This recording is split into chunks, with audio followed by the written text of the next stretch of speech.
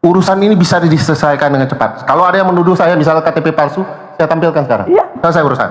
Kamu mau jadi warga negara yang Saya sampaikan bahwa Pak Kenapa? Jokowi Itu sudah perintah. melakukan publis terhadap ijazahnya. Bentar, Sudah bentar. diberikan kepada Bareskrim, sudah diberikan kepada Puslapor. Prof, nggak butuh Bareskrim, Prof.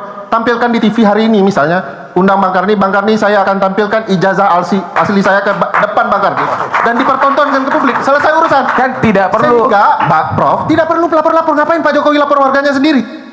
Nah, sebelum kita lanjut melihat tayangan video berikut ini, sebagai orang awam dalam melihat polemik kontroversi ijazah Pak Jokowi ini, tentu kita harus berpijak kepada pandangan ahli dalam konteks ini, Rui Suryo sebagai ahli telematika dan juga Bung Rismon Sianipar sebagai ahli paham digital forensik, dan beliau-beliau ini adalah spesialis sehingga punya otoritas untuk mengkaji, meneliti apa yang sedang diperbincangkan di Republik ini, yaitu ijazah Pak Jokowi. Jadi sebenarnya mohon juga kepada Presiden Joko Widodo, sudahlah selesaikan perdebatan ini, jangan muncul terus di TV. Bapak kan sudah mantan presiden, keluarkan, selesai, hilangkan keributan ini, orang berdamai, sehingga Mas Roy Suryo bisa berpelukan dengan Pak Aryo Sutaji yang tadi agak ini ya, biasanya beliau sangat kalem dan enak. Jadi ini sebenarnya bisa diselesaikan dengan mudah. Pertanyaan besarnya adalah setelah kemudian Presiden melaporkan para warga negara yang mencoba mengungkap kebenaran, bagaimana? Saya termasuk ingin menyarankan kepada Pak Presiden Joko Widodo untuk tidak melaporkan warga negaranya sendiri, Bang Sylvester. Kenapa? Karena ini mudah dibuktikan oleh dia sendiri, selesai. Kedua, ingat putusan MK 105 PUU 22 Remawi tahun 2024 yang dikaitkan, pengujian ini terkait pasal 27A dan pasal 45 Undang-Undang ITE, tetapi dikaitkan oleh MK dengan pasal 310 311 tentang penyemaran nama baik. Oleh Mahkamah sudah sampaikan bahwa penyelenggara negara, kelompok dengan spesifikasi tertentu, ya, saya lupa itu, penyelenggara negara, kelompok spesifikasi tertentu, ya, korporasi, pejabat yang berkaitan dengan kepentingan publik, tidak bisa dicemarkan nama baiknya. Nah, karena dia masih presiden walaupun tidak berkuasa, bukti dia masih presiden apa? Dia masih dikawal oleh pasukan khusus, ya, mendapatkan privilege khusus, secara tidak langsung dia tetap abdi negara. Oleh karena itu, abdi negara yang baik jangan dong melaporkan warga negara, apalagi kasusnya mudah. Nih, sertifikat, bukan sertifikat kelahiran, ini ijazah asli saya. Buku besar UGM harus dibongkar tuh. UGM gak punya buku besar emang. Kalau di kampus saya yang ada di kampung ya, kami itu kalau mau ambil ijazah, tulis di buku, ditandatangani mau ambil.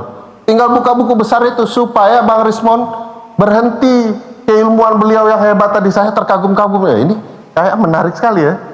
Kan bisa dihentikan kepintaran beliau dengan buku besar itu. Supaya Bang Rismon menyesal juga ya menyelidik itu dengan buku besar itu.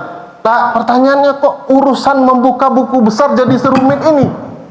2 tahun loh di UGM itu seharusnya bisa mengungkap ini, Mas Roy Suryo. Maka saran saya ke Mas Roy Suryo, kuliah saja di Universitas Andalas, lebih terbuka gitu. Itu bercandaan. Nah, bagi saya ini sebenarnya tidak boleh juga hak-hak warga negara dilapor. Penyelenggara negara tidak boleh terlalu emosional ya. Kan warga negara mengungkapkan kebenaran tinggal dibantah saja, tidak harus dipidanakan. Kan tadi beliau menyampaikan, udahlah jangan ada yang memecah belah kita, mudah sekali menyelesaikan ini, tidak rumit-rumit. Nah, bagi saya upaya mempidanakan warga negara apapun konteksnya, pembelajaran tidak elok, tidak baik. Saya berharap Pak Jokowi juga menunjukkan jiwa kenegarawanannya, tidak dengan secara emosional kemudian melakukan pelaporan-pelaporan terhadap warga negara. Nah, ini akan jadi catatan panjang untuk menjelaskan ya, bahwa menurut saya banyak hal dari masa jabatan Pak Jokowi yang harus diungkap problematikanya. Soal kecurangan pemilu dan segala macam ya.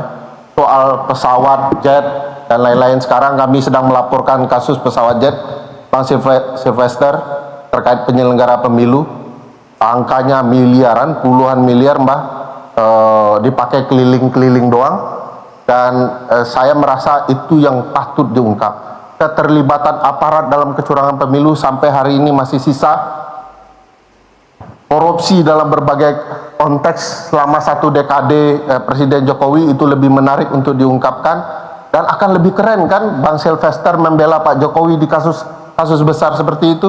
Ini kasus ijazah yang gampang diungkapkan, diributkan bertahun-tahun. Saya merasa beruntung juga ILC, katakanlah saya tidak tahu ini apakah forum terakhir untuk bicara soal ijazah ini, tapi harapannya dari forum ini Pak Jokowi punya kesadaran untuk membuktikan, UGM juga begitu.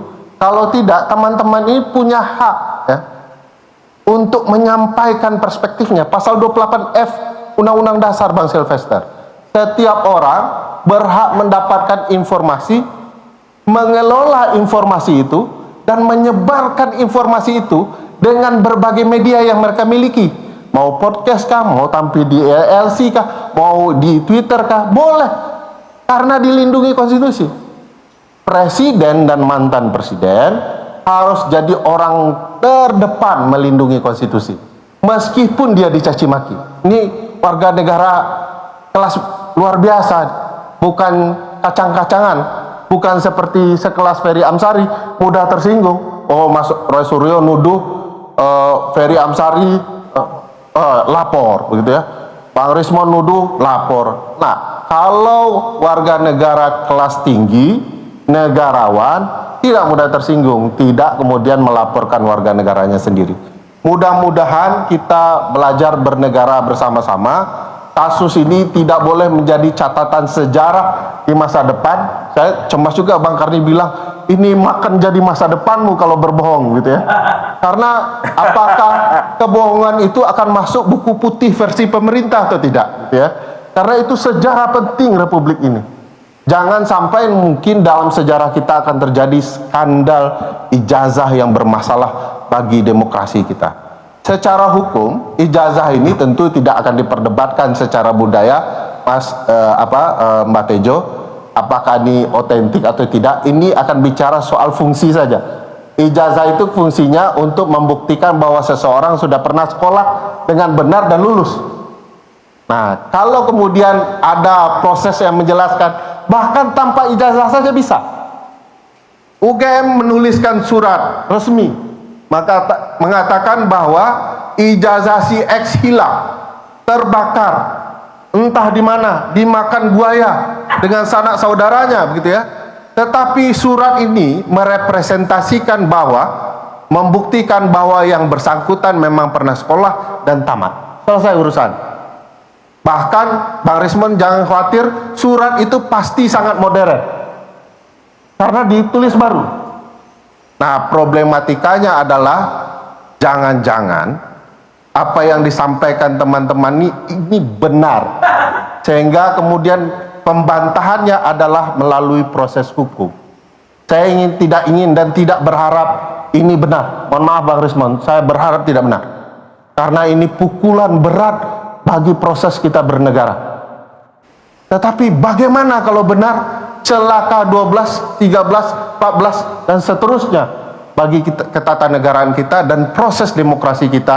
Ternyata kita masuk ke fase betapa hoaxnya, betapa fake-nya demokrasi kita dengan data-data yang bahkan bisa dipalsukan.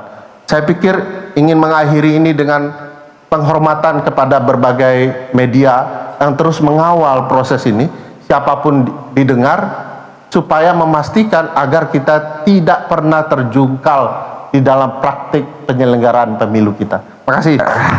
30 detik aja. 30 detik aja. Saya udah harus ke Sedikit aja Pak, saya harus lurusin karena kebetulan saya kan tim kuasa hukumnya Pak Jokowi. Saya menyampaikan kepada kita semua bahwa mengenai pemalsuan yang disampaikan oleh pengadu di di Bares Krim Polri itu sudah selesai, sudah dihentikan. Adapun hasil puslapor yang disampaikan identik, itu adalah hasilnya seperti itu. Kemudian yang ingin saya sampaikan, bahwa dalam rangka untuk memastikan bahwa Pak Jokowi memiliki ijazah asli, maka Bapak menggunakan hak hukumnya untuk membuat laporan polisi di Polda Metro Jaya. Dan oleh karena itu, jangan sampai ada kita bernarasi-narasi mengarahkan sebagai seakan-akan baik dan sebagainya.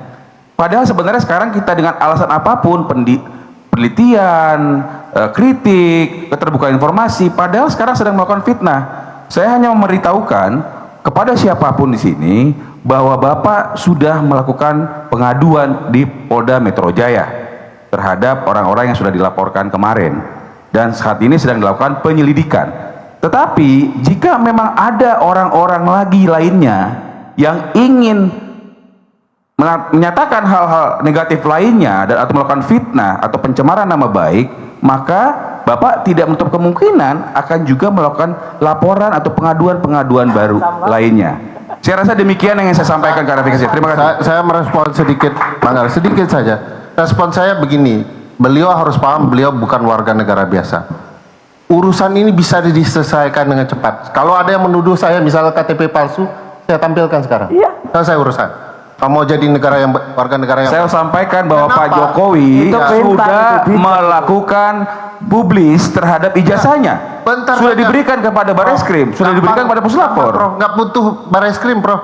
Tampilkan di TV hari ini misalnya, undang Bang Karni, saya akan tampilkan ijazah asli saya ke depan Bang Karni dan dipertontonkan ke publik. Selesai urusan. Kan tidak perlu. Sehingga, Prof, tidak perlu lapor-lapor. Ngapain Pak Jokowi lapor warganya sendiri?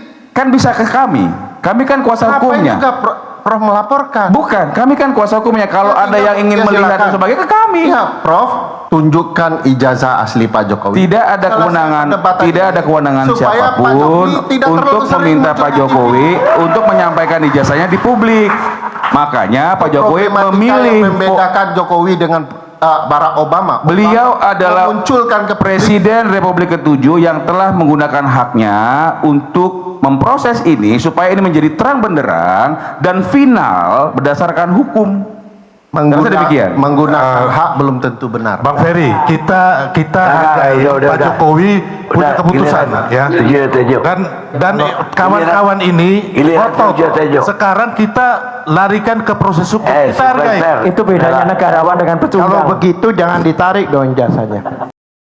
Jadi ya, sebesar apapun ya perbedaan kita di dalam melihat persoalan ijazah Pak Jokowi ini, jangan kita digiring kepada sebuah opini, framing bahwa yang tidak mempercayai ijazah Jokowi itu adalah fitnah, adalah benci dengan Pak Jokowi. Inilah kesalahan berpikir sejak awal oleh mereka yang dalam hal melihat kasus ijazah Pak Jokowi ini meyakini itu adalah asli, sehingga siapapun yang berseberangan dengan mereka, publik, netizen yang menyoal, yang mempertanyakan apakah ijazah Pak Jokowi itu palsu atau benar-benar asli, ya kita dinilai ini sebagai membenci ya, membenci, memfitnah Pak Jokowi, padahal tidak seperti itu. Yang kita di sini soalkan adalah apa yang melekat pada diri beliau ya, bukan pribadinya sebagai pejabat publik. Karena bagaimanapun pejabat publik itu adalah hidupnya 24 jam dibiayai oleh rakyat melalui pajak, sehingga apapun yang melekat, apapun kebijakan dan yang melekat pada pejabat publik itu, ya rakyat tentu punya hak untuk mempertanyakan, termasuk dalam konteks ijazah Pak Jokowi ini. Beliau dulu adalah wali kota Solo, gubernur Jakarta, Presiden Indonesia 2 periode, sehingga itulah mengapa publik hari ini banyak yang mempertanyakan ijazah Pak Jokowi, apakah itu sah didapatkan melalui jenjang pendidikan sesuai pada masa itu di UGM, apakah kuliah itu diikuti dan betul-betul sampai selesai dan mencapai S1, dan itulah sebenarnya yang ingin diketahui oleh publik. Tapi simpel sebenarnya, seperti yang sudah banyak dikatakan oleh para pengamat, cukup perlihatkan ini loh ijazah asli saya di depan media. Nah, itu sudah lebih dari apapun untuk menghentikan polemik dan kontroversi ijazah Pak Jokowi. Jadi sekali lagi kepada Ternak Mulyono, kita mempertanyakan ijazah Pak Jokowi, bukan membenci pribadinya, tapi sebagai pejabat publik pada saat itu. Karena bagaimanapun ijazah ini yang dipakai mendaftar untuk menjadi pejabat publik. Sekian, terima kasih.